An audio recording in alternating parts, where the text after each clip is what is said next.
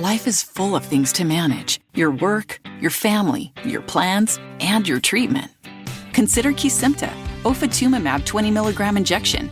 You can take it yourself from the comfort of home. If you're ready for something different, ask your healthcare provider about Kesimpta and check out the details at kesimpta.com. Brought to you by Novartis Pharmaceuticals Corporation. I'm Sandra, and I'm just the professional your small business was looking for. But you didn't hire me because you didn't use LinkedIn Jobs. LinkedIn has professionals you can't find anywhere else, including those who aren't actively looking for a new job, but might be open to the perfect role, like me. In a given month, over 70% of LinkedIn users don't visit other leading job sites. So if you're not looking on LinkedIn, you'll miss out on great candidates like Sandra. Start hiring professionals like a professional. Post your free job on linkedin.com/achieve today.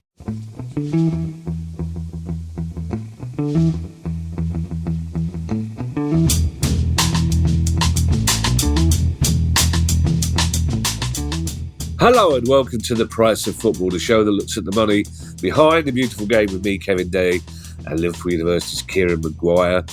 Kieran, it's nice to see you on screen, as always, but it was lovely to see you in the flesh last week when you very kindly came to join us on the first leg of the final day, and you didn't help my fitness, Kieran, as everybody pointed out, me having to stand on tiptoe to get my arms around your shoulder for the photograph. It's bad enough that I had my oldest friends with me who are all taller than me, but then there you are, right in the middle, taller than them, nearly at the top of the Johnny Haynes statue, so that's... No wonder I've got toes like a 90-year-old ballerina just at the moment, Kieran. Again, the second week running, two home points for our club. Yeah, but I thought it was a good game and a good result on Sunday. I think an element of our fan base have now reached the we should be beating teams like Forest stage and getting a bit above themselves, which I always find a bit bizarre. I know what lane we're in. So just quite happy to take it as it is. I was quite unfortunate that Sky treated your game like the sorbet before the Arsenal. It's literally like, come on, can we get this over and done with? We just want to watch Man City Arsenal match. Some splendid shithousery in the Man City Arsenal game.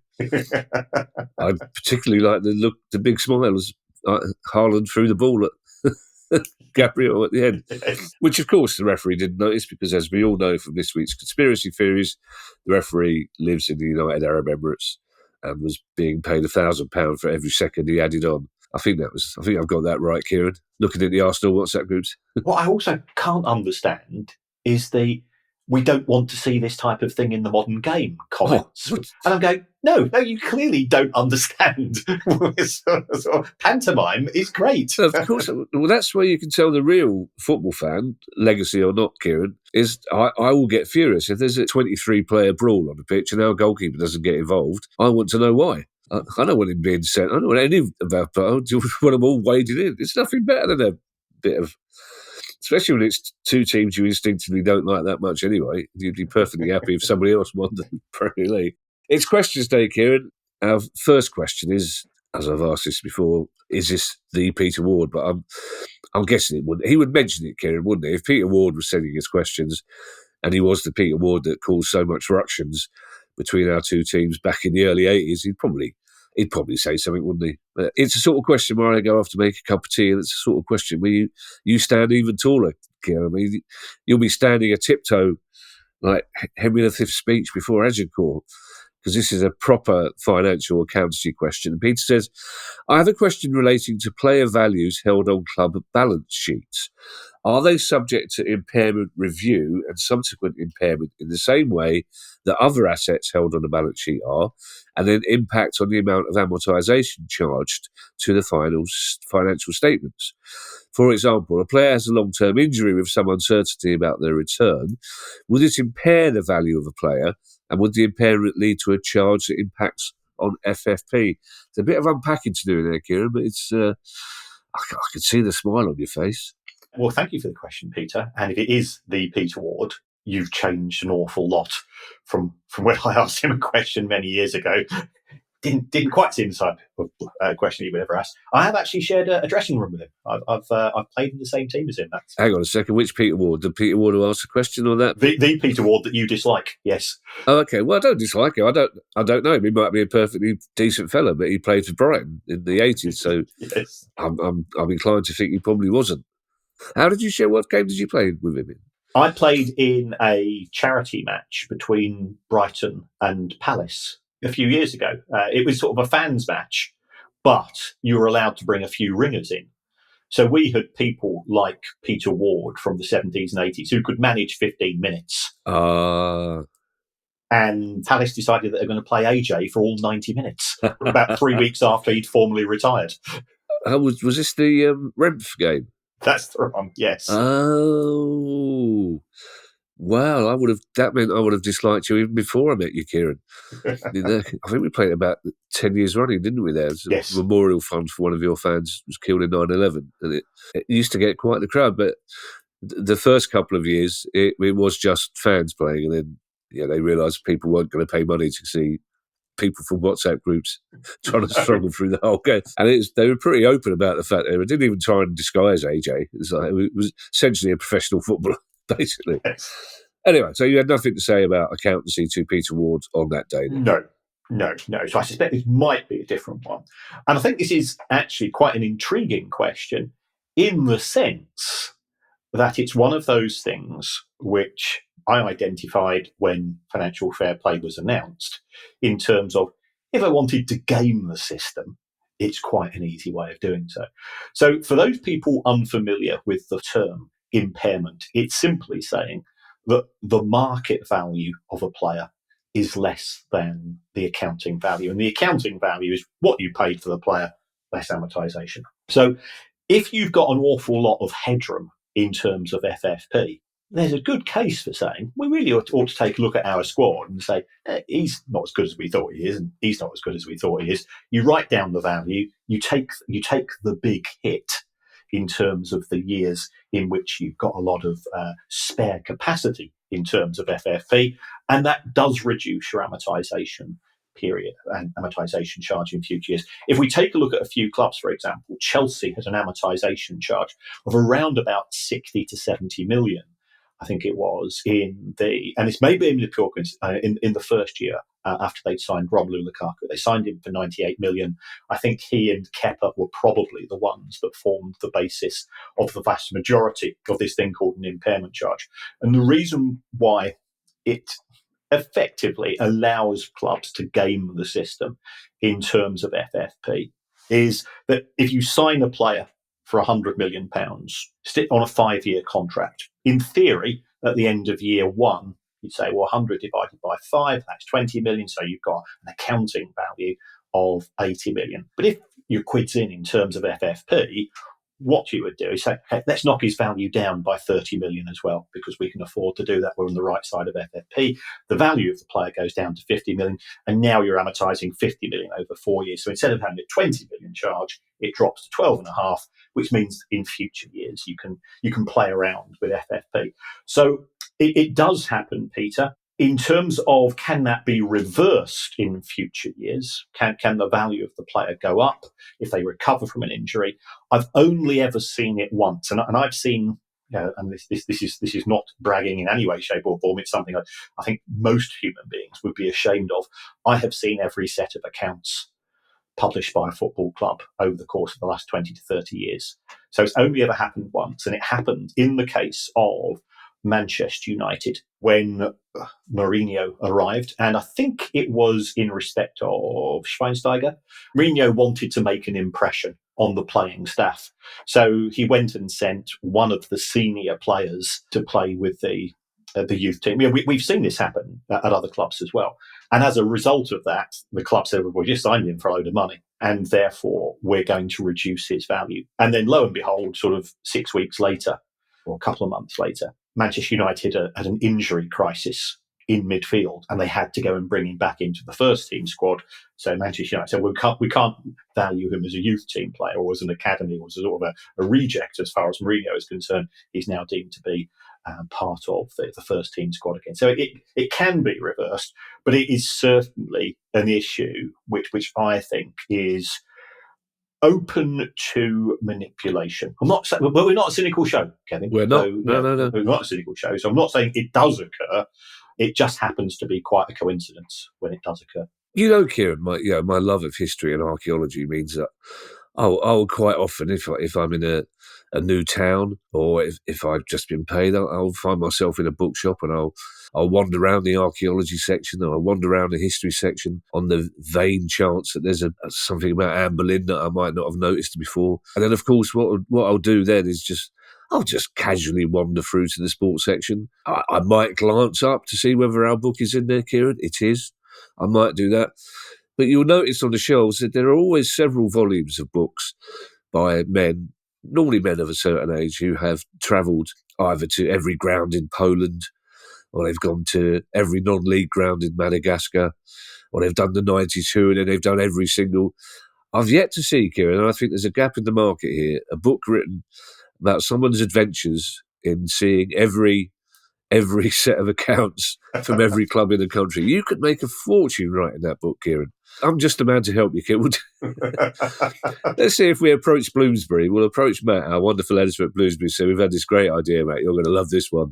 It's just two blokes reading every set of accounts. I find it interesting because we've discussed the idea that a massive sponsorship deal comes along that seems like it's too high. It will be looked at, fair value panels and so on. But that doesn't happen. So that clubs are allowed completely to set their own value on a particular player then, without anyone saying this player's worth more or this player's worth less. Well, not quite. I mean, could Chelsea have reduced the value of Cole Palmer at the end of last season? I suspect not. But I think there's normally, there's some players who will be at the periphery of a club who the auditors are unlikely to try to force it through, because they will say, look, we're accountants, we don't have the industry knowledge, so we rely on the club. Equally, I suspect that if the club says, well, we think we need to decrease the value of, we've taken a look and we've consulted with coaches and we've had some conversations with other clubs who, in terms of possible bids and so on, and we think the player's worth a lot less than his book value. The auditors will say, will you put that in writing? The club says, yeah, of course. And the auditors will then get out their big red pen and put a big red tick to say, oh, we've seen that, that's evidence, and then they move on, because they're not really qualified. Right. So, as we've said on many occasions when discussing issues to do with HMRC, don't take the mickey, and you'll probably be able to reach some form of agreement.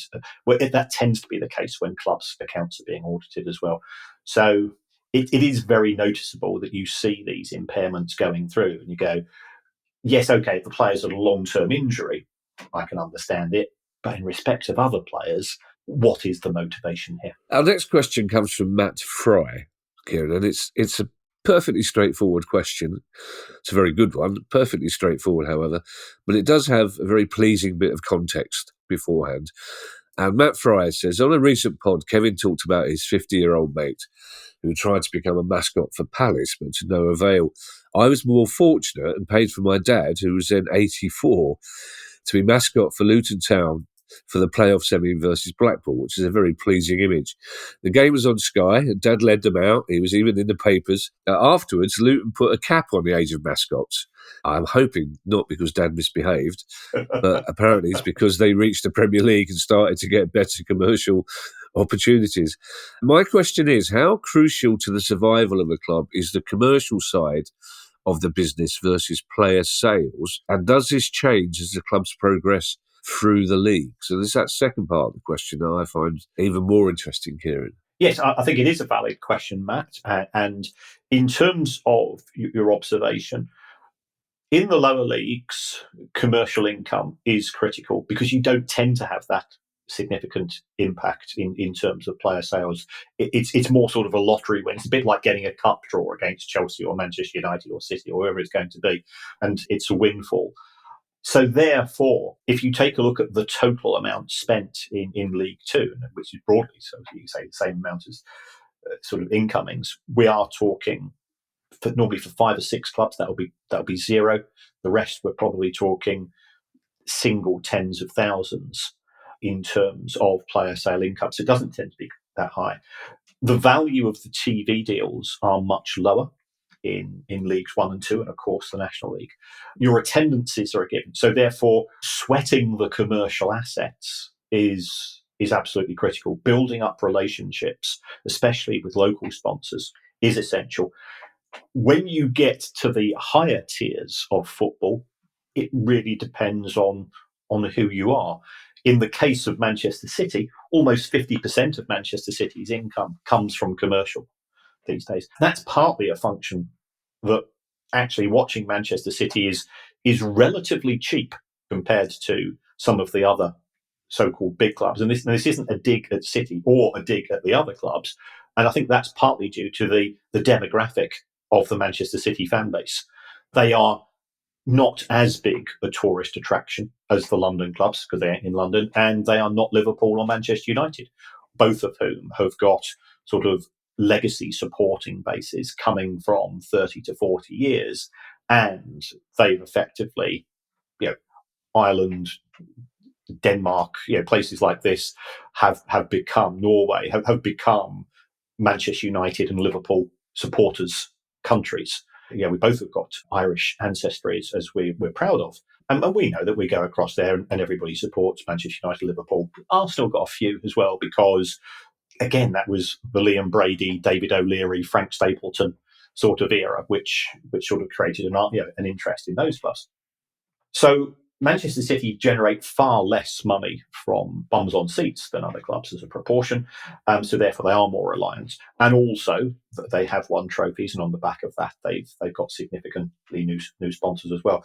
So the bigger clubs in the Premier League can be generating a huge amounts in terms of commercial income.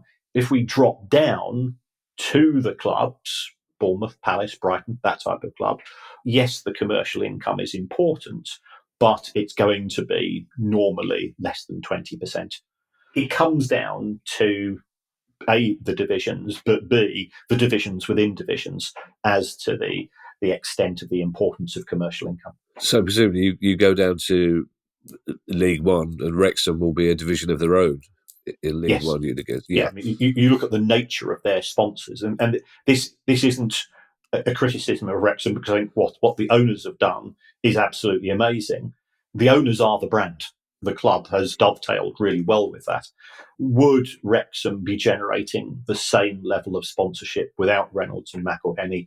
I'm not so certain. And should at some point they decide that they want to terminate the relationship with the club because they get a fantastic offer, I think it would be interesting to see. Having said that, I was in the States earlier this year, and the only shirts I saw, and this was in Carolina, was Wrexham shirts, which I think is indicative of the impact that the documentary has had in terms of interest in the club. You mentioned Palace, Bournemouth.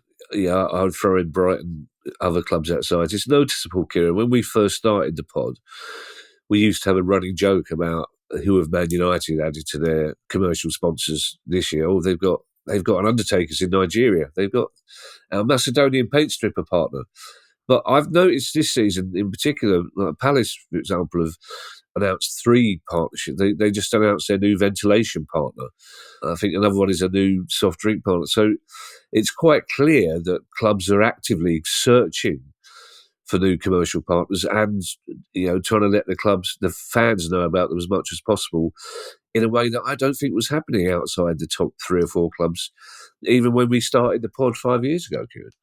That's right, and I think, and therefore there has to be a reason behind everything. I always say to students, that's an interesting what. Let's focus on the why. Let's focus on the so what elements of that in order to enhance your dissertation, where it happens to be. In respect of that, what we have seen is that the value of the broadcast deals domestically has flatlined since 2017. International rights are still going up. So I'm not saying that the clubs that we've been just mentioning were complacent, but actually it was more important to finish 11th instead of 12th. You'd make more money from that than from signing a load of commercial deals. The wage bills of clubs is still going up, but the value of the broadcast deal in terms of the deal with Sky and TNT Sports is not going up, and it's not going to go up for the rest of this decade. So therefore, I think clubs have to be a bit more ingenious. We're also seeing more clubs doing international tours. The Premier League is very keen to globalise interest. And I think the clubs realise that as well. So, Palace will be doing tours, Brighton will be doing tours, Bournemouth and so on. Whereas perhaps previously they might have gone and played, Port Vale and Northampton And I can remember going to pre-season friendlies at places. I once accidentally ended up on the pitch at Cambridge United, and I was kicked off by. And I arrived early, and being a nerd, I just wanted to take a look, and there was nothing to stop us getting in because they hadn't sold tickets for it. Because who's going to watch a pre-season friendly between Cambridge United and Brighton? And I got chased off the pitch by the manager, who was Tommy Doherty's son. Oh, God, really? Unfortunately, I was faster than him. I was a lot younger, it has to be said. Well, you remember that book you're going to write about reading all the spreadsheets? That'll be the subtext from the accountant who's faster than Tommy Doherty's son. I remember, I don't think it was his debut, but I remember Palace playing away at Barnet, and Attilio Lombardo was playing either his second or third game for us. And obviously it was hilarious because Attilio Lombardo was bald, so he didn't have a Barnet, as many wags pointed out, but just watching Attilio Lombardo taking the surroundings, thinking, I hope the grounds in the First Division, the Premier League, are better than this.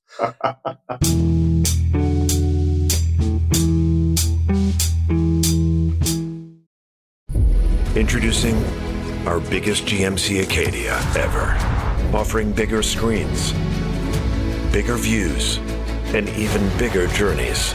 Live your biggest life in the all-new GMC Acadia. eBay Motors is here for the ride.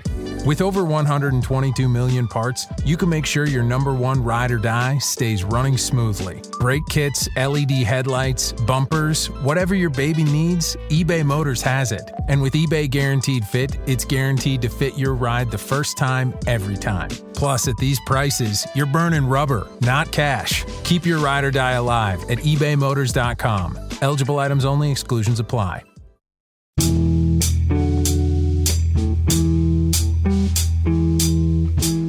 Our next two questions, Kieran, are probably more legal than financial, but they do have a financial aspect.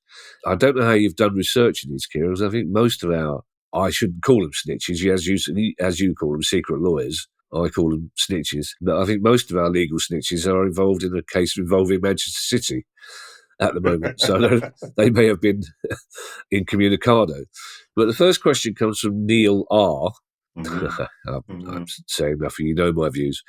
Neil R. says, in the light of the couple of cases where a player has been banned from playing for contravening rules on gambling, would a club write a condition into the contract of the player that says, if said player is found to have contravened a regulation that results in them being paid, we will pay them 10% or maybe less for the duration of the ban, as they won't be able to perform their primary function? Surely a club can protect themselves from paying full wages to a player who can't play. I actually discussed this with one of our secret agents. Oh, in respect of player contracts. There are players who have flawed characters in certain aspects, and therefore what you will find is that clubs will try to insert a clause into a contract which could be restrictive in terms of the player's remuneration. And then it's down to the player and the agent to decide whether they're going to sign that contract. So a club cannot impose or change the terms of a contract unless there is agreement from the other party. If we take a look, for example, at Mario Balotelli, when he signed for Liverpool a good few years ago, there was a clause in his contract that I think it reduced his annual wages by £1 million if he was sent off more than 3 times. I think it was 3 times or more in a season, specifically for spitting. And there was another player who was fascinated by astronomy, and the club put a clause into his contract that he couldn't book a place in one of these things that sends people up into space. He couldn't become a passenger on one of these spacecraft during the term of his contract. So you do see things. And I know that stopping players from indulging in sports which are deemed to be dangerous, that might sometimes be included, because you and I are both old enough to remember the period when footballers, and people like Chris Balderstone, for example, he used to play football during the winter, and he played cricket for, I think it was Worcester. And there's many multi-talented sportsmen. I remember we had a player called Steve Gatting who used to play for They played for Brighton, played in the FA Cup final in 1983. He was the brother of Mike Gatting, and he was a brilliant cricketer, and he used to go and play local cricket. But you can imagine why clubs would be a bit averse of doing that. And I remember playing against Paul Scholes when he was about 14 or 15, and he was a good cricketer. You could tell even at a young age he was a good cricketer.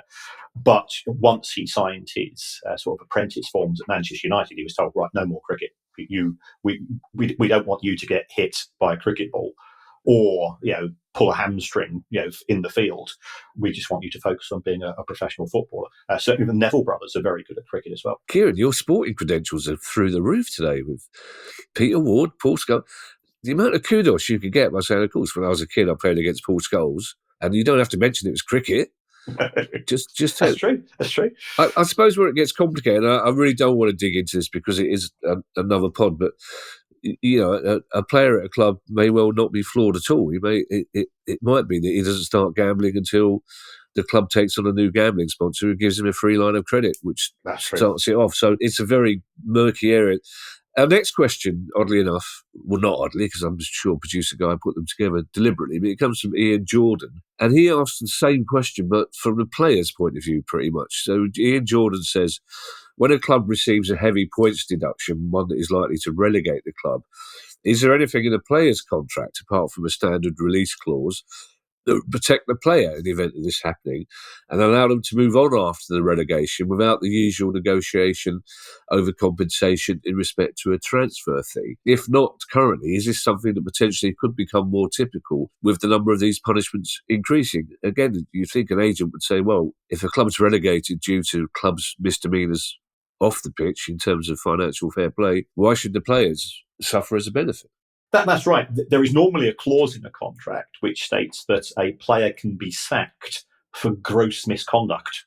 Now, it could be, again, looking at it from the perspective of the player who is an elite athlete playing at the elite level, that they might come to a club which is under a cloud in terms of potential points deductions or potential sanctions from governing bodies. And if that player has uncertainties, there's no reason why the player and his agent could not attempt to insert effectively a gross misconduct clause in terms of behaviour of the club. So when you talk to lawyers, when you talk to agents, they say, ultimately, whilst we normally have a standard contract, there's nothing to stop us from starting with a blank sheet of paper and building up a contract which has a series of checks and balances which impact upon both parties in terms of their conduct to protect the club and to protect the player. The player wants to play at the highest level. The club wants the player to be completely focused in terms of being a professional footballer and so on. So, as far as Ian's question is concerned, it would be one thing if I was advising a player, and let's face it, I'm not an agent, and we are pub lawyers, we've always said that. If that player was to join Club X or Club Y, you don't want to get involved in something messy in 12 months' time if the worst happens. So let's look after yourself. I think after all this time, Kieran, we're safe in calling ourselves Pub KCs, aren't we? I think we've got silks. One of my abiding memories of the walk wasn't long after you left us, Kieran, when we were walking from Wimbledon to Bromley. We were walking through a part of town that we all knew well, the Palace fans, and one of the leading pub lawyers from the Parsons Arms, Barry, drove past us with a and a cheery wave. And so my mate said, well, even the pub lawyers are earning more money than we are. It's incredible. Our next question, Kieran, is from Christopher Hughes.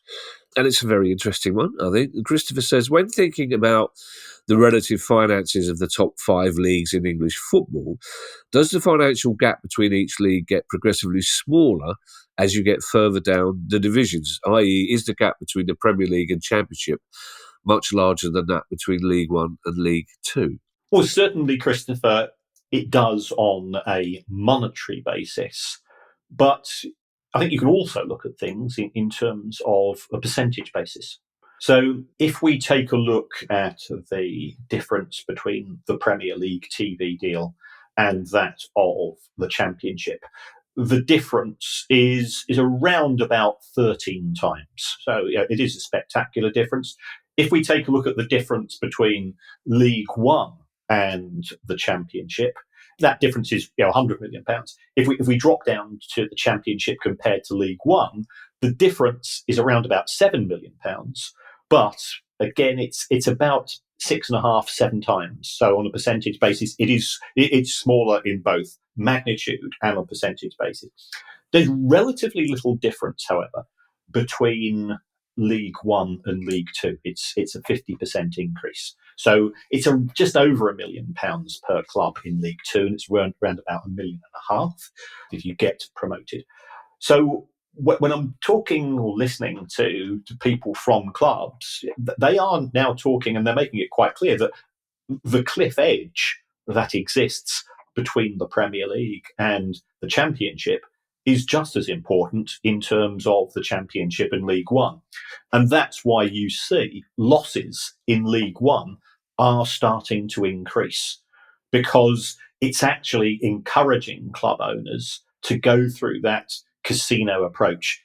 If we sign a couple of players in January, if we put them on quite high wages, we could get into the playoffs, we could get up to the Championship, and on the back of that, our TV money goes from 1.5 million to around about 8.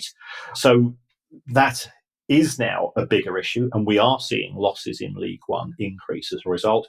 We're in a fascinating League One this season because of the existence of both Birmingham and Wrexham in terms of their ability to pay. Birmingham's wage bill next season, I think, is going to be fascinating. I've been doing quite a bit of work with sort of people from the Midlands area, and Birmingham can spend as much money as they want in League One, but there could be a hangover should they get back to the Championship, which, given the start to the season they've had, has got to be a high probability.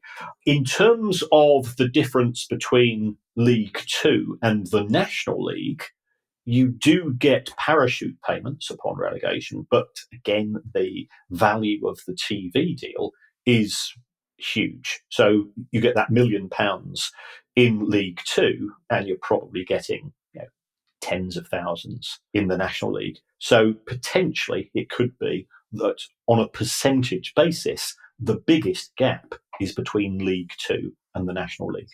Two things off the back of that, Kieran. I suppose it's interesting the way, as you say, League One is going, because I suppose the big problem for, shall we say, traditional League One clubs in the past 5 or 10 years is that at any given time, League One has had 5 or 6 ex-Premier League clubs in it.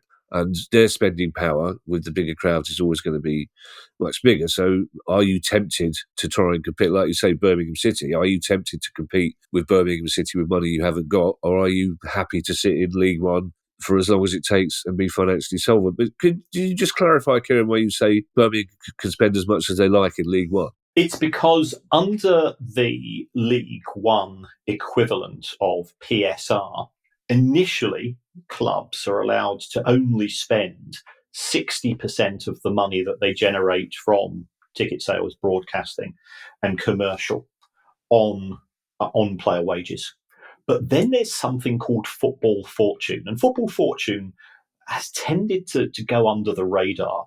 But what it effectively says is that for every £1 that an owner puts into a club in the form of shares, which don't have to be repaid, compared to loans, which must be repaid. So you put money in the form of share, effectively it's a glorified gift to the club.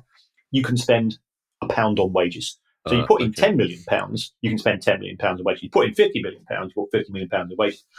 The downside to that is that when that club then gets promoted to the Championship, or should they be promoted to the Championship, the EFL will say, actually, that money that you put in from Football Fortune, that doesn't count towards the Championship figures to the same extent.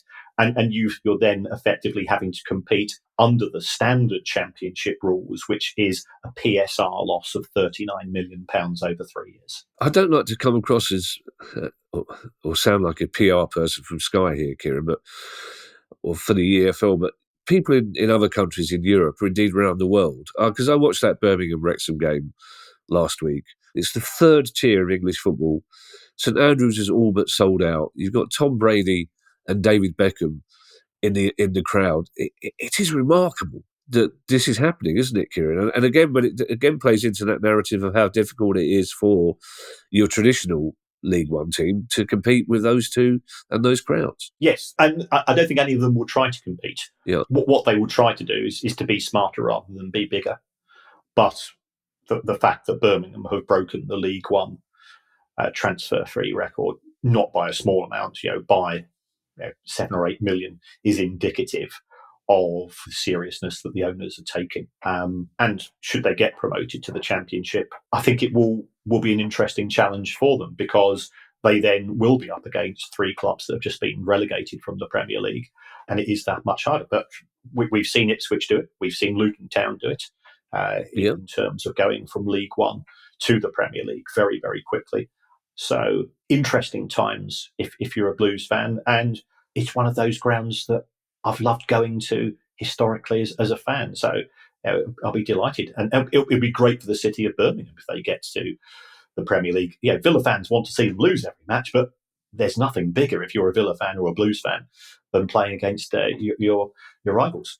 I have to say, Kieran, from my 12 seasons on Match of the Day, I used to love going to Birmingham. Middlesbrough, Portsmouth, Birmingham were the 3. You tended to find that the clubs that were the so-called, and I can't underline that enough, the so-called lesser clubs in a particular region were very friendly. But I would love to see Birmingham. I've got, through my in-laws, God rest them, I've got a massive soft spot for the city of Birmingham. And it'd be great to see both those teams, Birmingham and Villa, back in the Premier League. Would be wonderful.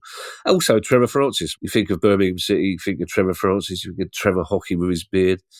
Let's do a nostalgia pod, Kieran. Just me and you. Nobody else listened to it. Talk about the things we're not allowed to talk. Tim Cross has a question which involves a specific club academy, Kieran, an almost legendary club academy, but equally relates to most club academies at lower leagues. Tim's question involves the Crewe Alexandra Academy. He said when it was set up in the 80s, after a time it established itself as a financially good way of bringing money into the club. I mean, everybody knew about Crewe's academy, some of the players they produced. And that in turn allowed the club to invest more in it. And it went on to produce players who were sold to the First Division and then later to Premier League clubs. However, since the influx of foreign players into the top leagues, although the academy continues to produce players for the Crewe team, it is now increasingly difficult to sell them to the higher leagues. And there seems to be a tendency now for young players to see their contracts out, and then when they reach 24, leave for nothing. Is it worth the club continuing to invest in the academy, or are they now chucking good money after bad? And as I say, Kieran, I think there'd be a lot of clubs in lower leagues who would be asking the same question about their own academy, Kieran. Yes, clubs do get funding from the Premier League effectively for their academy, so this needs to be remembered. My view is that it is beneficial to clubs. You look at a club like Exeter and the payoff that they've got in respect of Ollie Watkins going to Villa. So there are benefits. It does allow clubs to bring through their own talent. So if you've got a particular way of playing at a club, then that young person will have been familiar with sort of the style of coaching, if that can be embedded into the club. Now, that's not always the case, because part of the problem is that as the average tenure of a manager is so short, that often the culture and the philosophy of how the club plays does change very, very quickly. There is a broader issue in terms of when you talk to owners and executives of clubs in the lower divisions, and this is another issue to do with the elite player performance plan, which we've discussed on many occasions. There is a set tariff in terms of how much compensation you will get if you bring a young player through and they decide to leave because they get an option to join, for want of a better phrase, a bigger club or a club with a bigger reputation. And also that club might have a Category 1 academy and you might be currently in a Category 3. So it would be sold to the child and it would be sold to the child parents that you will get additional care. You talk to people who have been at the academies and the coaches are under huge pressure from the clubs. So it's quite a brutal existence that these bigger clubs do. But everybody wants to be the next Phil Foden, Kobe Mino, whoever it's going to be. And also from supporting Palace, the relationship that you have as a fan base with players who have come through the academy is different to that of players who have been signed. And it's not a criticism of the players who've been signed, but we always there's nothing better than singing he's one of our own. Oh, of course. So there are benefits. We have seen one or two clubs abandon the academy system, but they tended to return to them because overall the pluses outweigh the minuses. But the nature of the behaviour of some of the bigger clubs who just see the smaller clubs as a place which can be voraciously pillaged in terms of talent. It's business. It's not personal, as the Sopranos would say. I don't know why, Kieran. Somehow, when you said the words voraciously pillaged, then I heard them in John Peel's voice. I don't know why. It sounds like the name of a club he would have gone to see abandoned.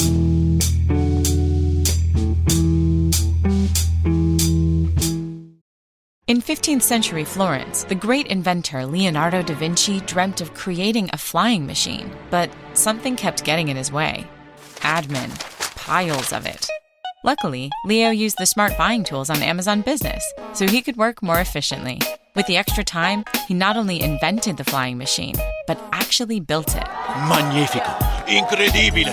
Splendido! Whoa, easy there, Leo. Amazon Business, your partner for smart business buying. Ready to launch a career and future you can be proud of?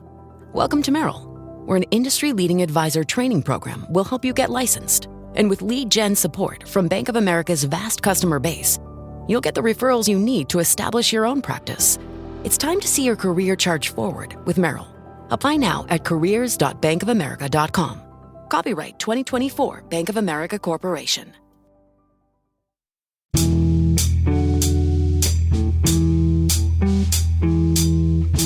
We're only 5 games into the season, Kieran, but just the other day I was thinking there's something missing. There's something we haven't done yet this season. I couldn't quite put my finger on what it is. And now, looking at this next question, I realise that even though it's early, we've yet to use the words Barcelona and basket case in the same sentence, Kieran. I suddenly realised how much I missed it. So this question could be your opportunity. It comes from Alexander Watson. And Alexander says, we're all aware of Barcelona's financial problems. Oh, yes, we are. But did the club sell the main stadium to raise funds? If not, how are they affording the rebuilding that's taking place? Well, they've not sold the stadium as such, but what they have done is that they've looked at all of the revenue streams that the club generates. And Barcelona is one of the top 3 brands in football. I don't like using the word, but I think it is a valid one. So what Barcelona have done is that they've used issues such as Barcelona media to say, right, we will sell somebody 49% of this. And effectively, the way that it works is as a payday loan. Barcelona get cash up front. That cash is then used to part fund the stadium development, also to part fund Barcelona's forays, which have been not as spectacular as they have been historically into the transfer market.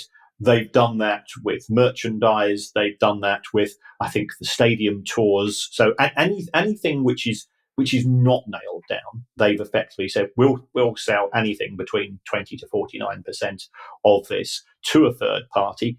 Give us the cash now. And what we will do is that we will give you a share of future revenues for the next 10, 20, 25 years. And as a short-term fix, it works. But like all short-term fixes, it tends to be associated with a long-term hangover. And the long-term hangover is, to a certain extent, Spain is a bit like Scotland, where finishing second is finishing nowhere if you're Barcelona or Real Madrid or Rangers and Celtic.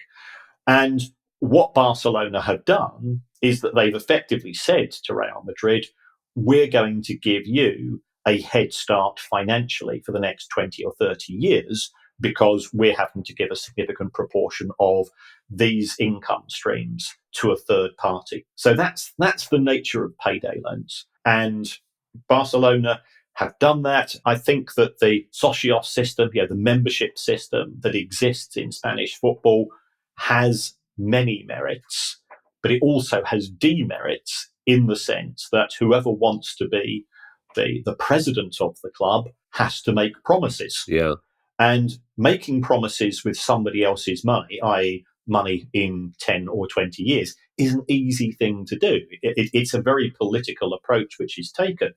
And the downside to that means that decisions which might enhance the president's opportunity to be re-elected or elected in the first place, which often will come along with the promise of vote for me and we will spend 200 or 300 million pounds on players. If you take a look at their big signings, Dembele, Griezmann, Coutinho, each of those was more than €100 million in terms of the purchase cost for each of those players. I think it's fair to say that Barcelona didn't get their money back. We were talking about impairment earlier. Well, Coutinho was effectively out on loan fairly quickly. Griezmann, who I think is an amazing player, I know this isn't a football show, it just didn't work for him. And Dembele ended up moving on as well. So the club went through this approach, wanted to become its own version of the Galacticos, and it spectacularly imploded, which has contributed to where the club's finances are today. So basically, Kieran, in Spain now, as we speak, there's a generation of young, upcoming, thrusting financial officers and accountants between the age of 25 and 30, none of whom want to be Barcelona's chief accountant in 5 or 6 years' time, because that's going to be the hardest job in football, because they've literally got nothing left to pawn, have they? That's right. And anybody that's ever used a pawnbroker, and I did an administration of a pawnbrokers many years ago. How does that work? How does it work? Well, how does a pawnbrokers go into administration? They weren't very good. Oh. It's simple as that. It was just that like all businesses, I always say to people, profitable, yes, but you go bust because of cash. And if anything, they were doing too many pawn jobs and not selling enough of the gear. So therefore they were asset rich but cash poor. And as a consequence, they went into administration. The staff were great. The circumstances of the people who having to use those services is challenging. I mean, one of the reasons why I got out of that business, I was a rubbish accountant anyway, was that emotionally I couldn't handle it. I'm as soft as ice cream, so it just wasn't really for me. But they can go bust. I'm very easy. I'm trying to work out which flavour ice cream you are now. Obviously, being a Brighton pistachio, I imagine there's a Brighton fan. Tutti frutti, I would imagine. I don't know why that made me laugh so much, but it's because it's got the T's in, you see. T's and K's, funny words. Bryn Wilding has our last question. It's a very interesting one. What's interesting is not that long ago, Kieran, we spoke to administrator Brendan Guilfoyle, who's obviously not quite as soft as ice cream because he was at quite a few clubs, but the subject came up of what happens when a club in a multi-club ownership system goes tits up, for want of a better words. What happened? How is that club dealt with? And this is a similar question, but from a more positive point of view. Bryn Wilding says, how would a sale of Bristol City work? The Lansdowns have invested heavily in the stadium and training ground and also own the Bristol Bears rugby team who play at Ashton Gate, as well as the Bristol Flyers basketball team. Would any sale of the football club have to include these other members of the Bristol Sport Group? And is the stadium owned by Bristol City or a separate entity? I'm definitely in the careful what you wish for camp, having seen Reading's plight along with the other sides in a similar situation.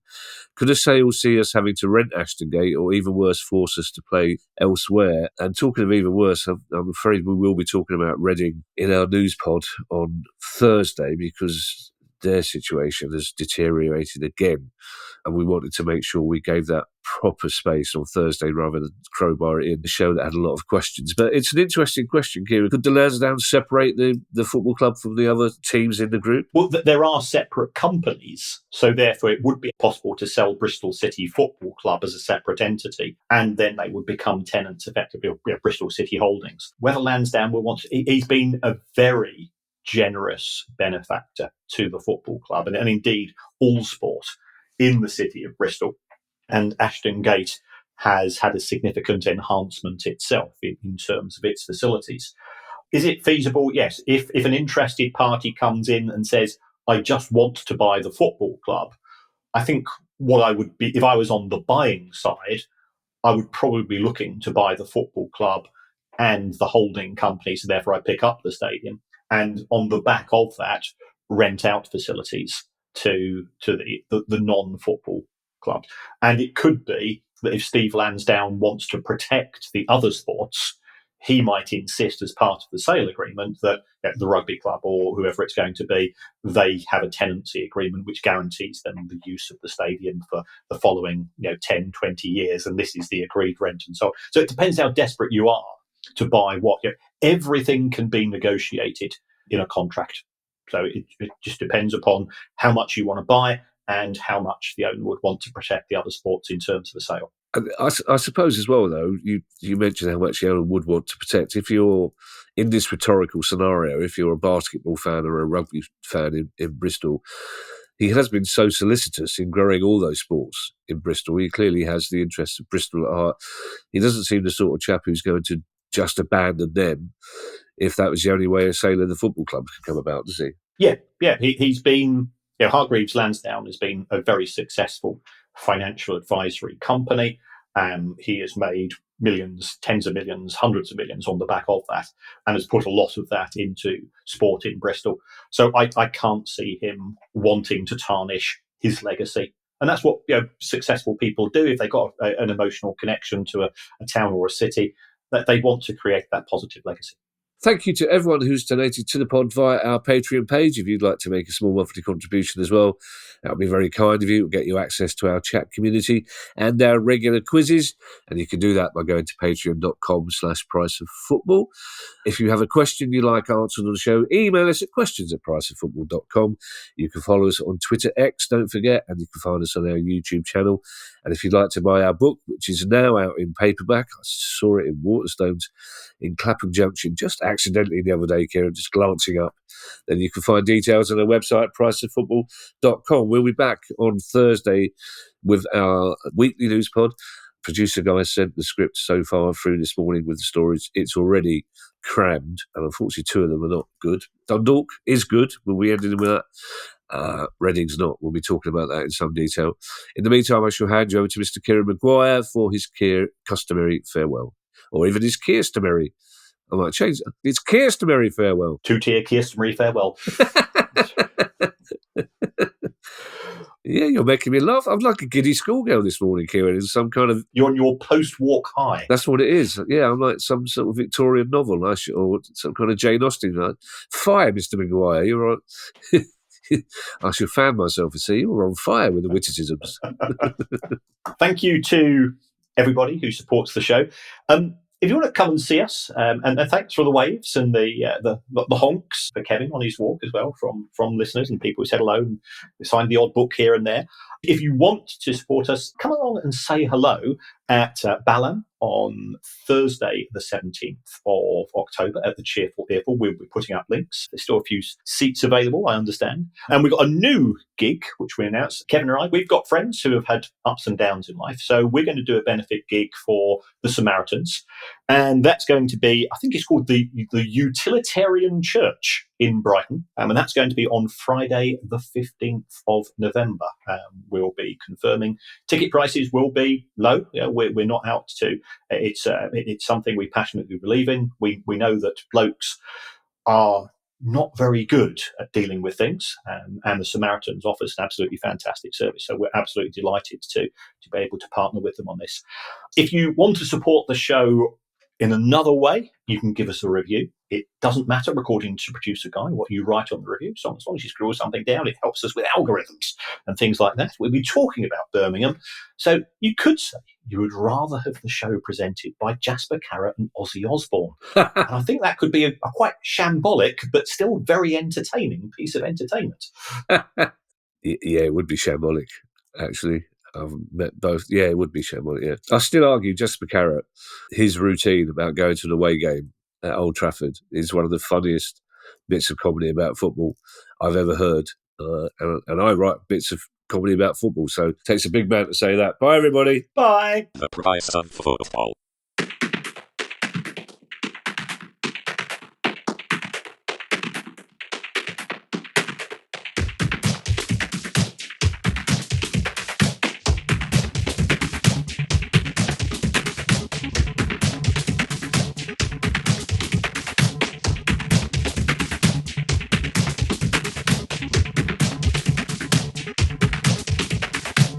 Horizon Football.